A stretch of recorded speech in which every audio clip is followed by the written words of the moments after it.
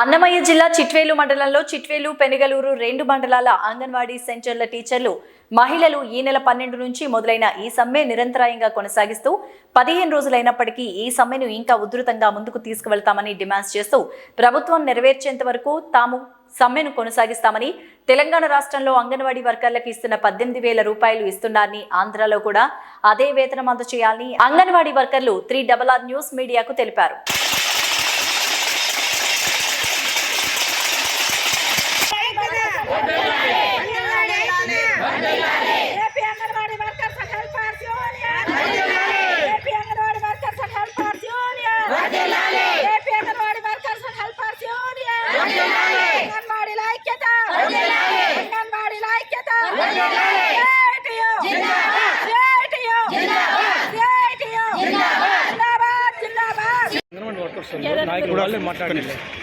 ఇప్పుడు మీరు సమ్మె చేస్తున్నారు, గతంలో కూడా సమ్మె చేశారు.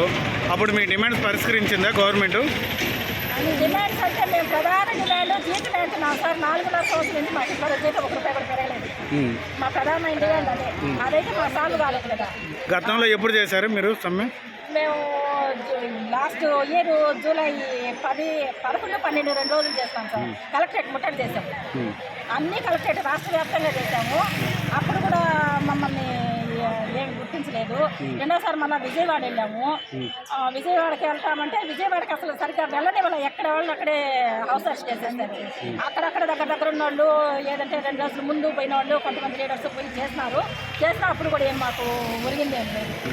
ఇంకా అందుకని మేము లాస్ట్ ఈసారి పెద్ద ఎత్తున మా సమస్యలు తీరే వరకు, మా మేము జీతాలు పెంచుకునే వరకు, మా న్యాయమైన కోరికలు తీరే వరకు ఎన్ని రోజులైనా కూడా లాస్ట్ ఆఫీస్ వెళ్తున్నా కూడా మేము సమ్మె చేసేదానికి నిర్ణయించుకున్నాం సార్. మీరు ఎలక్షన్ దగ్గరికి వస్తున్నదనే సమయంలో ప్రతిపక్షాలతో కలిసి మీరు ఒక ప్రైవేట్ గవర్నమెంట్గా ఉన్నా సరే మీకు ప్రతిపక్షాల మద్దతుతో మీకు కలిసి వస్తున్నాయని ప్రతిపక్షాలు కూడా, ఇది రాజకీయం అనుకోవాలా లేకపోతే సమ్మె అనుకోవాలా? 100% కాదు సార్. రాజకీయం మేము ఎవరిని మాకు మద్దతు పిలిచి మేము మా దగ్గర మేము కూర్చోబెట్టుకోలేదు. మేము ఇంకొక స్టేట్మెంట్ ఏది ఇవ్వలేదు. ఎవరైనా సరే ఇది 14 రోజులు అది కూడా ఫస్ట్ రాష్ట్రం ఎవరు కూడా ఏ పని కూడా వచ్చి 1వ రోజు, 2వ రోజు, 3వ రోజు, 4వ రోజు, 5వ రోజు, 10వ రోజు వరకు కూడా ఎవరు మా దగ్గర కూర్చోలేదు సార్.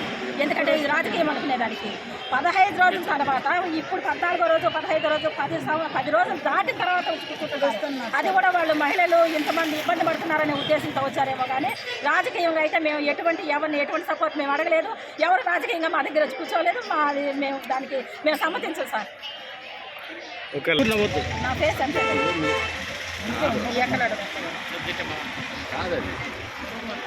ఒక్క నిమిషమ్మా. ఈ సమ్మె ద్వారా మీరు ఇప్పుడు కూడా ప్రభుత్వం 16,000 రూపాయలు పెంచుతామని పేపర్లో కూడా వార్తలు ప్రచురించడం జరిగింది. దీనిపైన మీరు సమ్మతిగా ఉండారా? ఇంకా ఏమైనా సమ్మె ముందు కొనసాగిస్తారా? సార్ దీని మీద మేము 16,000 అంటే పక్కన తెలంగాణ రాష్ట్రము 18,000 చేస్తున్నారు సార్. నిన్న కాక మొన్న తెలంగాణ మన రాష్ట్రం కదా సార్. ఈ మధ్య విడిపోయినారు అనుకోండి, అంతా వాళ్ళు మనమంతా ఒకే భాష, ఒకే రాష్ట్రము. విడిపోయినా కూడా ఒకే రాష్ట్రమే కదా సార్. పక్కన 18,000, తమిళనాడులో వచ్చేసి 20,000, కర్ణాటక 21, కేరళ 20, ఇట్లా చుట్టుపక్కల ఉన్న వాళ్ళంతా చేస్తే మేమే పాపం చేస్తాం సార్. మేము పని చేయట్లేదా? మాకు ఆశ ఉంటుంది కదా సార్. కనీసం వేరే భాష ఉన్న తమిళనాడు, కేరళ, కర్ణాటక ఇవి వదిలేసిన తెలుగు భాష, తెలుగు రాష్ట్రం పక్కనున్న తెలంగాణతో పాటైనా మాకు చేయాలి కదా సార్. వాళ్ళకంటే 1000 రూపాయలు ఎక్స్ట్రా ఇస్తామని మాట ఇచ్చిన సారు. పోనీ వాళ్ళకంటే ఎక్స్ట్రా వద్దు, కనీసం వాళ్ళకి చేసినంత 18,000 మాకు చేయాలి కదా. కనీసం ఇప్పుడున్న రేట్లకి మేము 3 పూట్ల తినాలంటే కనీసం ఆ 18,000 మాకు సరిపోదు సార్. మా ఫ్యామిలీలో కనీసం 4 ఉంటామా? ఈ 4 తినాలన్నా సరిపోవాలి కదా ఇప్పుడుండే రేట్లకి. గారు గతంలోనే ప్రభుత్వం రాకముందు మాకు పాదయాత్రలోనే మాట ఇచ్చినారు. తెలంగాణ ప్రభుత్వం కంటే నేను 1000 రూపాయలు మీకు ఎక్స్ట్రా ఇస్తాము అని చెప్పినారు. కానీ ఇప్పుడు తెలంగాణలో 13,500 తీసుకున్నా కూడా మేము 11,500 తీసుకుంటున్నాం. ఇప్పుడు వాళ్ళు 18,000 తీసుకున్నా మేము 11,500 తీసుకుంటున్నాం. చెప్పిన మాటే మేము అడుగుతున్నాం. మేము ఎక్స్ట్రా కూడా అడగట్లేదు. తెలంగాణ కంటే 1000 రూపాయలు ఇస్తామన్నారు కదా. ఆ తెలంగాణ ప్రభుత్వం కంటే ఒక 18,000 వాళ్ళు ఇస్తున్నారు. 19,000 సార్ ఇచ్చినా చాలు సార్. మేము హ్యాపీగా తీసుకుంటాము.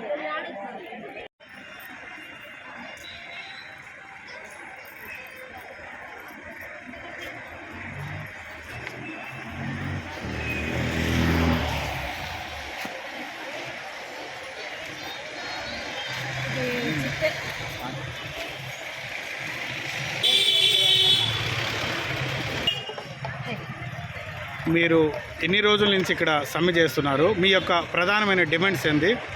మేము 12వ తారీఖు నుంచి స్టార్ట్ చేసినామండి. ఈ రోజుకి 15వ రోజు సమ్మె ఇంకా కొనసాగుతూ ఉంది. మేము కనీస వేతనం 26,000 కావాలని చెప్పేసి ప్రధాన డిమాండ్ అది.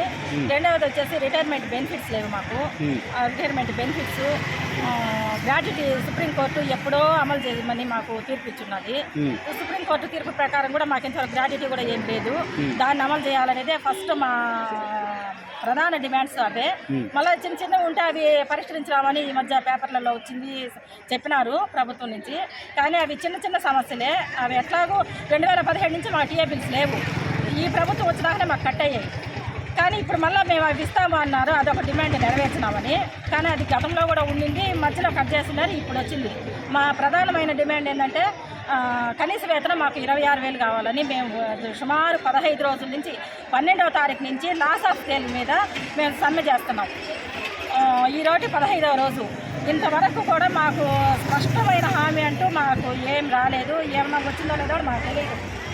కాబట్టి మేము ఇంకా సమ్మెలోనే కొనసాగుతూ ఉన్నాము. ఇక్కడ చిట్టెల్ ప్రాజెక్ట్ నుంచి ఇక్కడ సమ్మె చేసేవాళ్ళు 144 సెంటర్లు ఉన్నాయి. 144 ఇంటూ 280 మంది మినీ అంగన్వాడీతో సహా 288 మంది వర్కర్లు ఉన్నారు. వర్కర్లు అండ్ ఆయాసు అందరూ కలిసి యూనిటీగా సమ్మె చేస్తున్నాము. 15 రోజుల నుంచి కూడా మేము వివిధ రకాలైన నిరసనలు తెలుపుతూనే ఉన్నాము. మాకు ఎటువంటి స్పందన మాకు రాలేదు ఇంతవరకు. మీరైతే ఇప్పుడు చెప్పినారు నిన్న 16,000 వచ్చిందమ్మా, పేపర్కి వచ్చిందని. అది మాకు కూడా ఇంతవరకు తెలియదు. పొద్దున్నే చర్చలకు రమ్మన్నారని మా వాళ్ళ పైనుంచి రాష్ట్ర కమిటీ పిలుపు మేరకు మెసేజ్ పాస్ అయింది. ఇంకా సాయంత్రం 5 గంటలకు చర్చలకు పోయినాకే తెలుస్తుందేమని మేము అనుకుంటున్నాం. పిలిచినారు, ఇంతకుముందు కూడా చర్చలకు పిలిచినారు కదా, ఆ రోజు కూడా ఏం సాల్వ్ కాలేదు. చిన్నవే డిమాండ్లు మాత్రమే నెరవేర్చడం జరిగింది. ఆ రోజు ఏంటంటే ఇంతకుముందు టీచర్కి రిటైర్ అయినాక 50,000, ఆయాకి 20,000 ఇస్తున్నారు. ఇప్పుడు ఏంటంటే నెక్స్ట్ వీళ్ళు పెంచింది ఏంటంటే టీచర్కి ₹1,00,000, ఆయాకి ₹40,000 పెంచుతామని చెప్తా ఉన్నారు. 2017 నుంచి టీఏ బిల్స్ ఆగిపోయినాయి, అవి ఇస్తామని చెప్పారు. సర్వీస్ 60 ఏళ్ళు ఉంది కదా, 62 ఏళ్ళు పెంచుతామని ఆ 3 డిమాండ్లు మాకు పూర్తయినాయి. మా సమ్మెలో భాగంగా అవి 62 సంవత్సరాలు ఒకటే మాకు బెనిఫిట్ అనుకుంటున్నాము, మిగిలినటువంటి మామూలే. కాబట్టి మాకు ప్రధానమైన డిమాండు జీతం పెరగాల, కనీస వేతనం 26,000 కావాలా.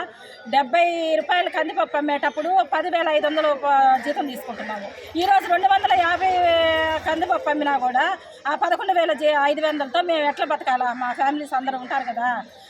ఇప్పుడుండే బియ్యం అయితేనేమి, అసలు rent 4,000, 5,000 rent, current bill 1,500, 2,000 current bill. ఇంక ఇవన్నీ కూడా మేము రైస్ ఏం కొనుక్కోవాలా, వెజిటబుల్స్ ఏం కొనుక్కోవాలా, హాస్పిటల్కి అస్సలు ఇప్పుడుండే యాప్లకి ఈ 11,500 హాస్పిటల్కే సరిపోతుంది. బీపీలు, షుగర్లు, నిద్రలేసిన నుంచి అర్ధరాత్రికి ఒక యాప్ వదులుతా ఉన్నారు, తెల్లారేటప్పుడు పని అయిపోవాలంటారు సిటీకి పోవాలి సూపర్వైజర్లు. దానికి అసలు ఒక 2 రోజులు టైం ఇస్తాము, 3 రోజులు టైం ఇస్తామనే ఆలోచన కూడా లేదు. ఇప్పుడు వచ్చిందమ్మా తెల్లారేటప్పటికి 1 గంటకి అయిపోవాలా, మనం 100% అయిపోవాలంటే ఈ గంట లోపల బెనిఫిషియర్స్ ఏడున్నారని ఎత్తుకొని మేము పరిగిస్తూ ఉన్నాం. నిద్ర మంచం లేసి ఇంట్లో తిన్నామా లేదా, కాఫీ తాగినామా లేదా అనేది కూడా లేదు.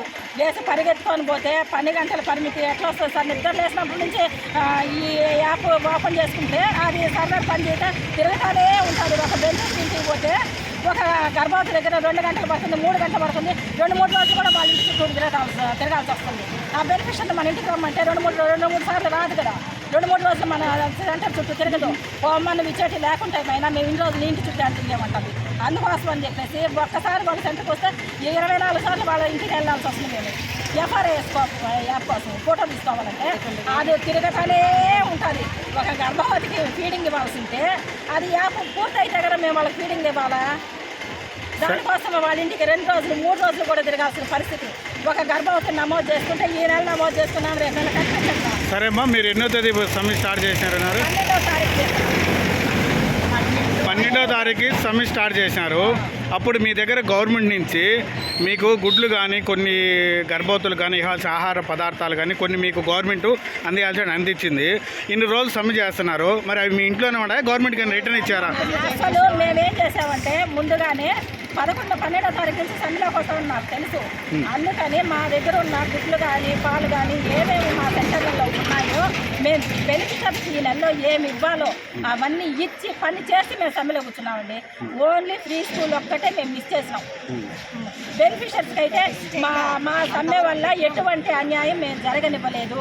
ఎందుకంటే ఈ 11 రోజుల లోపల మేము రికార్డు పరంగా ఏమి చేయాలో చేసాము. సెల్ పరంగా ఆన్లైన్లో మేము ఏమేమి చేయాలో, ఎత్తులు బరువులు టీహెచ్ఆర్ కొట్టడము ఏమేమి చేయాలో, డిసెంబర్ నెలలో మాకు ఏమేమి వర్క్ ఉంటారో అది మొత్తం 100% పూర్తి చేసి బెనిఫిషరీస్కి మా సెంటర్లో ఏమి ఉన్నాయో ఏమేమి ఇవ్వాలో ఇచ్చి ఆల్రెడీ మేము పని అంతా చేసి 12వ తారీఖు నుంచి ఇస్తున్నాము. అయినా కూడా మాకు ఈ రికార్డు మీ పై స్థాయి అధికారి సిడిపిఓ గారికి సమర్పించారా? వాళ్ళకి తెలుసు సార్, వాళ్ళు విజిట్కి వచ్చినారు. మేము ఇంకా ఈ రోజు రేపు వస్తావనంగా కూడా వచ్చినారు. మా సమ్మెలో ఉన్నప్పుడు కూడా వాళ్ళు తాళాలు పగలగొట్టిపోయి విజిట్ చేసుకుంటున్నారు. కాబట్టి దానికి కూడా మాకు ఎటువంటి ఇది లేదు.